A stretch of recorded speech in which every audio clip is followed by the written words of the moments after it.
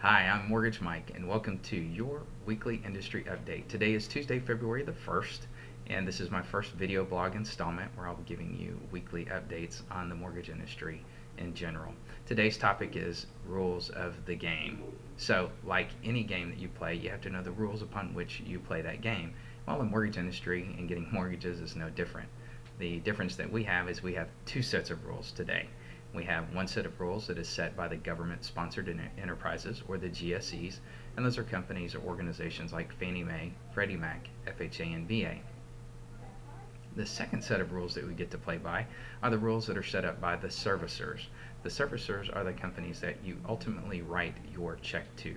For example, Bank of America, Wells Fargo, Chase, when you write your monthly mortgage payment, you're writing that monthly mortgage payment check to the servicer of your mortgage. They're not the end investor, or they're not the owner of that mortgage, because that's what the GSEs are, but they get paid to service that loan, which means they take your payment.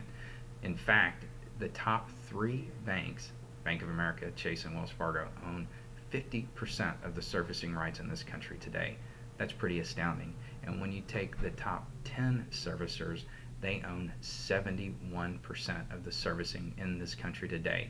Now, when I got in this business about 18 years ago, I remember reading in trade journals that the top 50 servicers, and then it came the top 25 servicers, and now we're down to the top 10. And obviously that's been through mergers and acquisitions, consolidations, and ultimately in the end absorption from the mortgage financing crisis.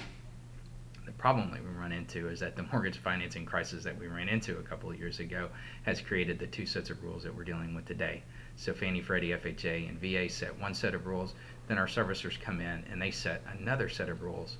The problem there is that each one of those servicers will have their own set of rules based on the type of risk that they, appetite that they have.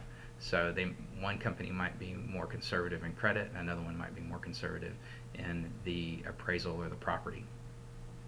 So what does this mean for you as a real estate agent out in the marketplace today, or an insurance agent, or anybody that's involved with this process? Well, what does it mean? It means that we have to be diligent at the beginning in regards to gathering information and making sure that we're sending a loan to the proper investor. Now, if you're working with a company like Bank of America, Chase, Wells Fargo, or any of the other servicers, the direct sellers or direct servicers of mortgages where a consumer would go to their bank, you're going to find that there's not a lot of option, that they're not going to be able to make a mortgage, and they just can't make it because their overlays come into play.